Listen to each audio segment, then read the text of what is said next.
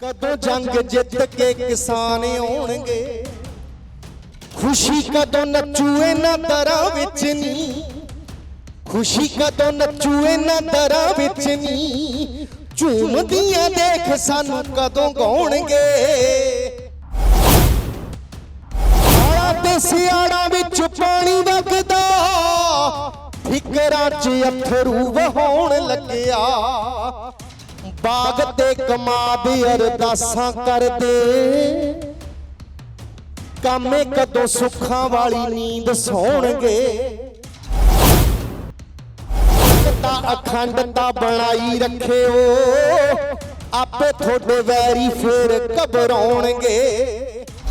तो ही सच झूठ नूं हराउंदा ए, ये भी फिर इतिहास दोहराउणगे।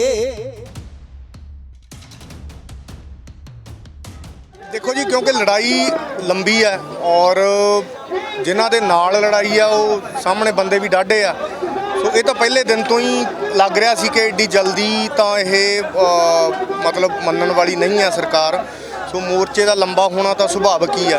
सो इस करके हले होर पता नहीं किन्नी देर जां ये की चाहुंदे ने, किन्नियां साडे नौजवानां दियां किसानां दियां जिहड़ियां जानां इस मोर्चे 'च जा चुकियां और हले होर पता नहीं की यह किन्ना क खून जिहड़ा डोलना चाहुंदे आ। सो मैनूं समझ नहीं आ रही कि क्यों लोगों के जज्बातों के नाल खिलवाड़ किया जा रहा और इदां इनू इगनोर हले तक भी किया जा रहा कि नहीं जी ये तो साडे बहुत चंगे ने जी कानून। तो ये हुण पता नहीं, मैं मेरे समझ तो बाहर। अपील किस तरीके नाल देखदे हो? तशद्दद भी होए ने काफ़ी, गल करिए तो पंजाब के नौजवानों को जेलों के विच भी रखा गया। क्योंकि देखो जो संघर्ष चलते आ उहदे अलग अलग रंग होंदे आ, बड़े रंग इस मोर्चे ने हुण तक देखे आ और अगे भी हले पता नहीं किन्ने क देखने आ। सो आपां तां अरदास मालक के चरणों 'च कर सकते हैं कि इन्हां दे मतलब समत महाराज इन्हां नूं बख्शे, क्योंकि ये जिहड़े लोग ने ये आर पार की लड़ाई लड़न दे लई बैठे आ। और जे किते ना किते भी ये सरकार नूं लग रहा भी शायद असीं इन्हां नूं थका लांगे जां अका लांगे जां ये चले जाणगे।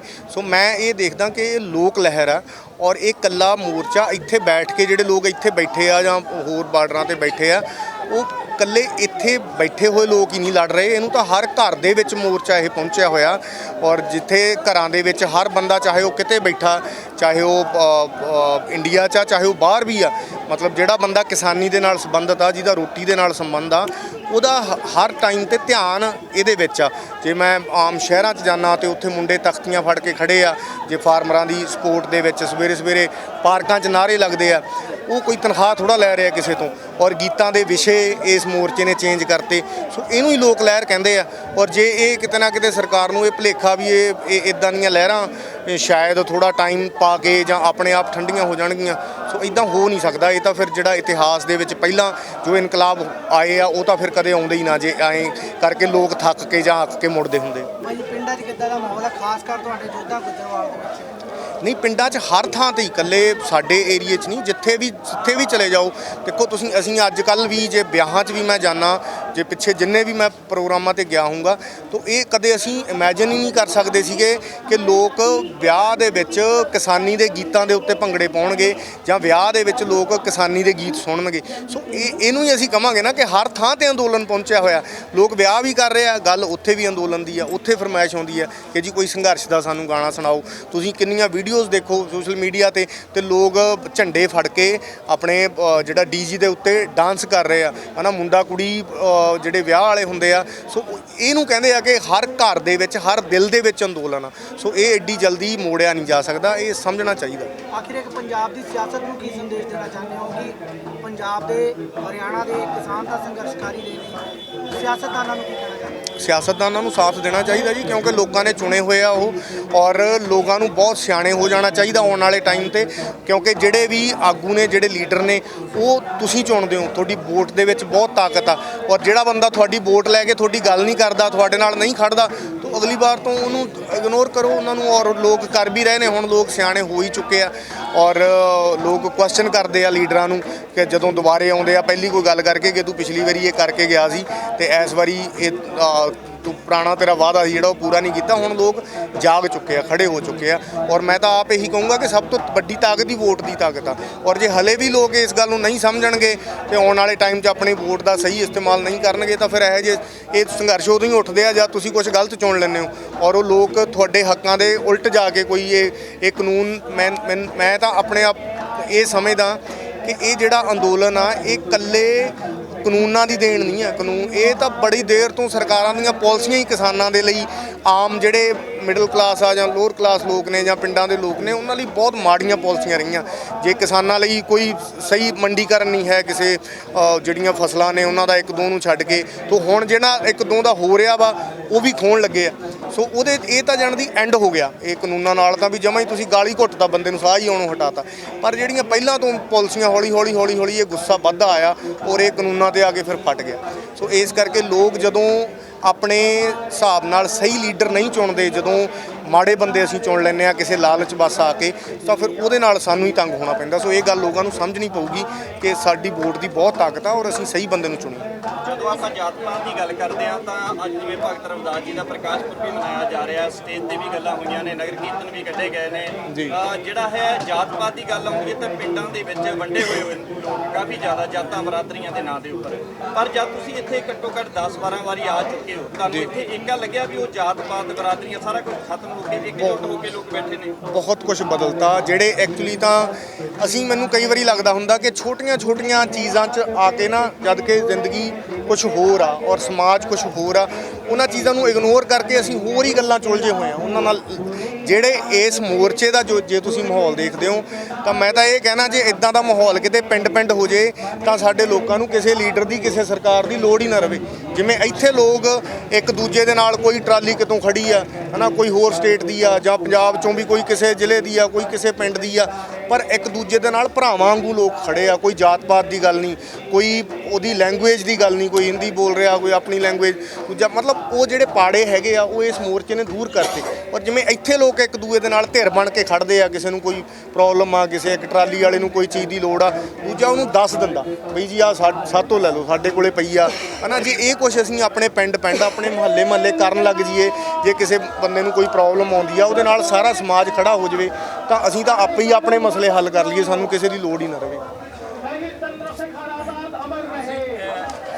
ਆਜ਼ਾਦ ਜਿਹੜਾ ਉਹਨਾਂ ਦੀ ਕਵਿਤਾ ਤੁਸੀਂ ਬੋਲਿਓ ਸਟੇਜ ਤੇ, ਅੱਜ ਭਗਤ ਰਵਿਦਾਸ ਜੀ ਦਾ ਵੀ ਮਤਲਬ ਕਿ ਜਯੰਤੀ ਹੈ, ਜਨਮ ਦਿਹਾੜਾ, ਉਹਦਾ ਉਪਦੇਸ਼ ਜਿਹੜਾ ਉਹਦੇ ਬਾਰੇ ਤੁਸੀਂ ਕੀ ਕਹੋਗੇ? ਹਾਂਜੀ, ਮੈਂ ਚੰਦਰ ਸ਼ੇਖਰ ਆਜ਼ਾਦ ਜੀ ਬਾਰੇ ਵੀ ਬੋਲਿਆ, ਮੈਂ ਭਗਤ ਰਵਿਦਾਸ ਜੀ ਬਾਰੇ ਵੀ ਬੋਲਿਆ। ਹਾਂਜੀ, ਤੇ ਉਹਨਾਂ ਦਾ ਕਿਰਤੀ ਸਭ ਤੋਂ ਵੱਡੀ ਤਾਂ ਮੈਂ ਗੱਲ ਕਰਦਾ ਜੀ, ਮੈਂ ਉਹਨਾਂ ਨੂੰ ਕਿਰਤ ਦੇ ਲਈ ਸਭ ਤੋਂ ਵੱਡੀ ਉਦਾਹਰਨ ਉਹਨਾਂ ਦੀ ਮੈਂ ਦਿੰਦਾ ਕਿ ਆਪਣੇ ਹੱਥਾਂ ਦੇ ਨਾਲ ਕਿਰਤ ਕਰਕੇ, ਔਰ ਉਹਨਾਂ ਦਾ ਜਿਹੜਾ ਮੇਨ ਸੰਦੇਸ਼ ਵੀ ਇਹੀ ਰਿਹਾ ਕਿ ਜਿਹੜਾ ਬੰਦਾ ਕਿਸੇ ਦਾ ਬਗਾਨਾ ਹੱਕ ਨਾ ਤੁਸੀਂ ਖਾਓ, ਔਰ ਕਿਰਤ ਦੇ ਵਿੱਚੋਂ ਜਿਹੜਾ ਬੰਦਾ, ਜੇ ਪਰਮਾਤਮਾ ਨੂੰ ਵੀ ਤੁਸੀਂ ਮਿਲਣਾ, ਇਹ ਨਹੀਂ ਜਿਹੜੇ ਅੱਜ ਕੱਲ੍ਹ ਡੇਰੇ ਬਣੇ ਹੋਏ ਆ ਥਾਂ ਤੇ ਕਿ ਸਾਧਾਂ ਦੇ ਨਾਲ ਵੀ ਮਤਲਬ ਆਲੇ ਦੁਆਲੇ ਕੋਈ ਲੱਤਾਂ ਘੁੱਟਣ ਵਾਲਾ, ਕੋਈ ਉਹਨਾਂ ਦੇ ਨਾਲ ਕੋਈ ਹੱਥ ਧੋਣ ਵਾਲਾ ਹੁੰਦਾ। ਸੋ ਉਹ ਚੀਜ਼ਾਂ 'ਚੋਂ ਉਹਨਾਂ ਨੇ ਦੂਰ ਕੱਢਿਆ। ਜੇ ਉਹ ਉਦੋਂ ਵੀ ਇਹ ਕੁਝ ਕਰ ਸਕਦੇ ਸੀ ਕਿ ਆਪਦੇ ਨਾਲ ਬਹੁਤ ਸਾਰੇ ਲੋਕ ਰੱਖੇ ਹੁੰਦੇ। ਔਰ ਮੈਂ ਤਾਂ ਸਮਝਦਾ ਅਸਲੀ ਸਾਧੂ ਜਾਂ ਅਸਲੀ ਭਗਤ, ਅਸਲੀ ਗੁਰੂ ਉਹੀ ਆ ਜਿਹੜਾ ਬੰਦਾ ਸਿਰਫ ਭਗਤੀ ਦੀ, ਜਿਹਨੂੰ ਕੁਝ ਗਵਾਉਣ ਦਾ ਡਰ ਨਹੀਂ ਹਨਾ, ਜਿਹਨੂੰ ਮਾਇਆ ਨਾਲ ਪਿਆਰ ਨਹੀਂ। ਸੋ ਉਹ ਬੰਦਿਆਂ ਨੂੰ ਸਾਨੂੰ ਮੰਨਣਾ ਚਾਹੀਦਾ। ਸੋ ਭਗਤ ਰਵਿਦਾਸ ਜੀ ਦਾ, ਉਹਨਾਂ ਨੇ ਆਖਰੀ ਟਾਈਮ ਤੱਕ ਆਪਣੀ ਕਿਰਤ ਕੀਤੀ ਔਰ ਆਪਣੀ ਕਿਰਤ ਕਮਾਈ ਦੇ ਨਾਲ ਭੋਜਨ ਛਕਦੇ ਸੀ। ਸੋ ਉਹਨਾਂ ਦਾ ਸੰਦੇਸ਼ ਵੀ ਇਹੀ ਸੀ ਵੀ ਜਿਹੜਾ ਬੰਦਾ ਬਗਾਨਾ ਹੱਕ ਨਹੀਂ ਖਾਂਦਾ, ਆਪਣੇ ਦਸਾਂ ਨੌਆਂ ਦੀ ਕਿਰਤ ਕਰਦਾ, ਪ੍ਰਮਾਤਮਾ ਨੂੰ ਵੀ ਉਹੀ ਮਿਲ ਸਕਦਾ। ਇਹ ਜਿਹੜੇ ਢੋਂਗ ਕਰਕੇ ਨਾ ਇਹ ਪ੍ਰਮਾਤਮਾ ਨੂੰ ਆਪ ਮਿਲ ਸਕਦੇ ਆ ਨਾ ਸਾਨੂੰ ਮਿਲਾ ਸਕਦੇ ਆ। ਸੋ ਇਹਨਾਂ ਤੋਂ ਦੂਰ ਰਹਿਣਾ ਚਾਹੀਦਾ। ਆਮ ਲੋਕ ਆਮ ਬੰਦਿਆਂ ਵਾਂਗੂ ਜੀਵਨ ਬਤੀਤ ਕਰਕੇ ਜਿਹੜਾ, ਔਰ ਸਭ ਤੋਂ ਵੱਡਾ ਧਰਮ ਇਨਸਾਨੀਅਤ ਦਾ ਇਸ ਮੋਰਚੇ ਨੇ ਵੀ ਇਹੀ ਸਿਖਾਇਆ। ਇਹਨੇ ਸਾਡੀਆਂ ਜਿਹੜਾ ਜਾਤਾਂ ਪਾਤਾਂ ਦਾ ਜਾਂ ਸਟੇਟਾਂ ਦੇ ਆਧਾਰ ਤੇ ਜਿਹੜਾ ਪਾੜਾ ਸੀ ਉਹ ਦੂਰ ਕਰਕੇ ਸਾਰਿਆਂ ਦੀਆਂ ਜੱਫੀਆਂ ਪਵਾਤੀਆਂ।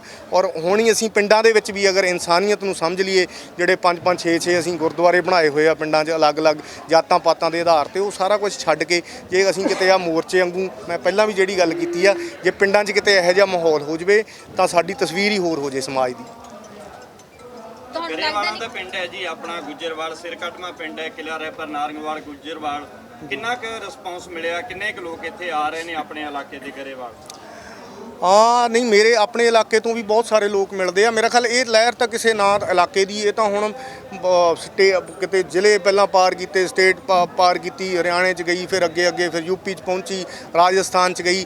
ਜੇ ਬਾਹਰ ਵੀ ਕਿਤੇ ਗੱਲ ਕਰਦੇ ਆ, ਚਾਹੇ ਕੋਈ ਬਾਹਰ ਬੈਠਾ, ਮੈਂ ਉਹੀ ਗੱਲ ਕਰਦਾ ਵੀ ਹਰ ਬੰਦਾ ਮਨੋਂ ਲਹਿਰ ਨਾਲ ਜੁੜਿਆ ਹੋਇਆ। ਜਿਹੜਾ ਧਰਨਾ ਇੱਥੇ ਚੱਲ ਰਿਹਾ ਇਹ ਤਾਂ ਚੱਲ ਹੀ ਰਿਹਾ, ਪਰ ਲੋਕ ਲਹਿਰ ਉਹਨੂੰ ਹੀ ਕਹਿੰਦੇ ਆ ਕਿ ਬੰਦਾ ਬੈਠਾ ਚਾਹੇ ਕਿਤੇ ਵੀ ਆ, ਪਰ ਉਹਦਾ ਧਿਆਨ ਇੱਥੇ ਆ। ਇੱਥੇ ਵੀ ਮੇਰਾ ਖਿਆਲ ਜੇ ਹੁਣ ਦੁਬਾਰਾ ਕਿਤੇ ਲੱਖਾਂ ਦਾ ਇਕੱਠ ਕਰਨਾ ਹੋਵੇ, ਲੋਕਾਂ ਦੇ ਕੰਨ ਇੱਧਰ ਹੀ ਨੇ। ਜਦੋਂ ਵੀ ਇੱਥੋਂ ਕਿਤੋਂ ਕਾਲ ਦਿੱਤੀ ਜਾਊਗੀ ਤਾਂ ਤੁਸੀਂ ਫੇਰ ਦੇਖਿਓ, ਜਿਹੜੀ ਉਹ ਕੱਲ ਪਰਸੋਂ ਗੱਲ ਹੋ ਰਹੀ ਸੀ ਵੀ 40 ਲੱਖ ਟਰੈਕਟਰ ਘੇਰੂਗਾ ਪਾਰਲੀਮੈਂਟ ਨੂੰ, ਜੇ ਕਿਤੇ ਇਦਾਂ ਦੀ ਕਾਲ ਇੱਥੋਂ ਹੋਊਗੀ।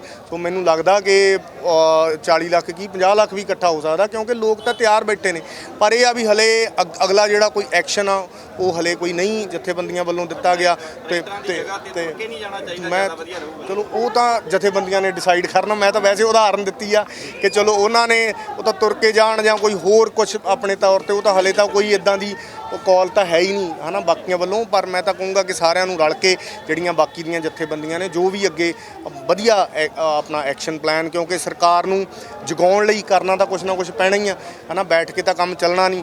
ਸੋ ਵਧੀਆ ਤਰੀਕੇ ਨਾਲ ਉਹ ਅੱਗੇ ਜੋ ਵੀ ਉਹ ਮਤਲਬ ਅੱਗੇ ਪ੍ਰੋਗਰਾਮ ਦੱਸਦੇ ਆ ਉਹਦੇ ਮੁਤਾਬਕ, ਚਾਹੇ ਉਹ ਪੈਦਲ ਜਾਣ ਦਾ ਹੈ, ਚਾਹੇ ਜਾਂ ਹੋਰ ਵੀ ਕਿਸੇ ਤਰੀਕੇ ਨਾਲ ਕੀਤਾ ਜਾ ਸਕਦਾ। ਪਰ ਮੇਰਾ ਕਹਿਣ ਦਾ ਮਤਲਬ ਇਹ ਆ ਕਿ ਲੋਕਾਂ ਦਾ ਧਿਆਨ ਇੱਧਰ ਆ। ਜਦੋਂ ਵੀ ਇੱਥੋਂ ਕੋਈ ਪ੍ਰੋਗਰਾਮ ਜਾਊਗਾ, ਲੋਕ ਬਹੁਤ ਵੱਧ ਚੜ੍ਹ ਕੇ ਪਹਿਲਾਂ ਨਾਲੋਂ ਵੀ ਹੋਰ ਜ਼ਿਆਦਾ ਉਤਸ਼ਾਹ ਨਾਲ ਹਿੱਸਾ ਲੈਣਗੇ। T5 ਚੈਨਲ ਪੰਜਾਬੀ ਹੁਣੇ ਸਬਸਕ੍ਰਾਈਬ ਕਰੋ, ਬੈਲ ਆਈਕਨ ਤੇ ਕਲਿੱਕ ਕਰੋ।